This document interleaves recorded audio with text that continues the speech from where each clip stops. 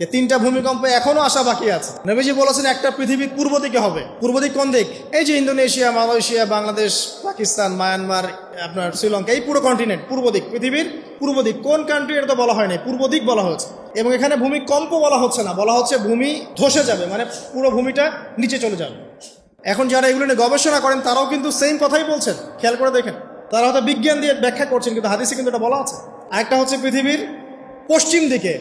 আর পশ্চিম দিকে কেন হবে জানেন? সমকামিতার কারণে, সুদের কারণে, জেনার কারণে, পর্নোগ্রাফির কারণে, এবং সারা বিশ্বকে তারা যে জুলুমটা করছে, এই জুলুমের প্রতিফল হিসেবে আল্লাহ পাক ধসিয়ে দিবে।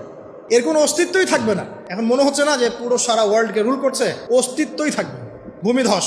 আরেকটা হচ্ছে পৃথিবীর মাঝখানে। মাঝখানে কারা আছে বলেন?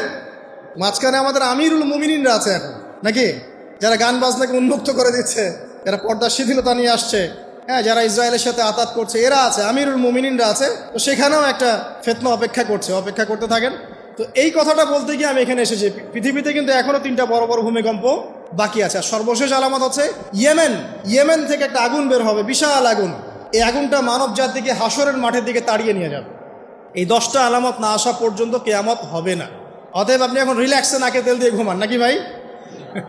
এই 10টা আলামত না আসা পর্যন্ত কিয়ামত হচ্ছে না। তবে এই 10টা আলামত আসার পটভূমি কিন্তু তৈরি হয়ে যাচ্ছে, এটা আমাদের খেয়াল করতে হবে। আচ্ছা আসেন, এই যে শুআয়ব আলাইহিস সালামের কওমকে যে ভূমিকম্প দিয়ে ধ্বংস করা হলো, এই ভূমিকম্প কখন আসে? আল্লাহ পাক বলছেন তার রাসূলের মাধ্যমে, যখন সমাজের মধ্যে পাপ বেড়ে যাবে, অশ্লীলতা বেড়ে যাবে, মানুষ মাদককে হালাল মনে করা শুরু করবে, জেনাকে হালাল মনে করা শুরু করবে, এবং এই যে বেপরদামি বেড়ে যাবে, তখন সমাজের মধ্যে ভূমিকম্প দেখা দিবে, ভূমিধস দেখা দিবে। গান বাজনা, বাদ্যযন্ত্রকে মানুষ হালাল মনে করা শুরু করবে, তখন এগুলো আসবে। তো এগুলো কি আসার বাকি আছে? এখন কি মনে হচ্ছে? আল্লাহ পাক আমাদেরকে হেফাজত করুন, আমিন। বাঁচার উপায় কি? ওই যে বললাম, রব্বানা বলেন, আতিনা মিন লাদুনকা রাহমা ওয়া হাইয়্ লানা মিন আমরিনা রাশাদা। এভাবেই ইতিহাস নিজেকে পুনরাবৃত্তি ঘটিয়েছে। ইতিহাস পড়ে দেখেন, আমি নিজে হিস্ট্রির ছাত্র, আপনি পড়ে দেখবেন, পুরো ঐতিহাসিক পটভূমি পড়ে দেখবেন, মানুষ এই ঊনবিংশ শতাব্দী আসার আগে এত অশ্লীল ছিল না।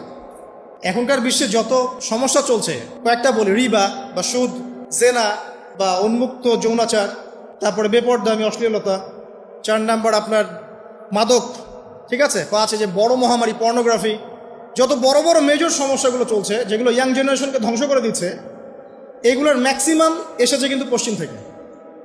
খেয়াল করে দেখবেন, এগুলো কিন্তু বাংলাদেশ থেকে আসে নাই, আসছে ভারত থেকে আসছে, পাকিস্তান থেকে আসছে, সাবকন্টিনেন্ট থেকে আসে নাই। এগুলো দেখবেন একটা নির্দিষ্ট জায়গা থেকে আসছে। তো এই কারণেই আমাদের সতর্ক দৃষ্টি রাখতে হবে যে বস্তুবাদী উন্নয়ন সব কিছু নয়। হ্যাঁ, আমরা জিডিপি বাড়ালাম, ইন্ডাস্ট্রিজ গড়লাম, মঙ্গলে চলে গেলাম, চাঁদে গেলাম, ওকে ফাইন, এগুলোর কেউ বিরোধিতা করবে না, এটা ভালো, ন্যাশনকে এগিয়ে নিতে হবে, এটাই এডুকেট তারা নয়, এবং এডুকেটেই করতে হবে, কিন্তু নৈতিকতার বিসর্জন দিয়ে নয়।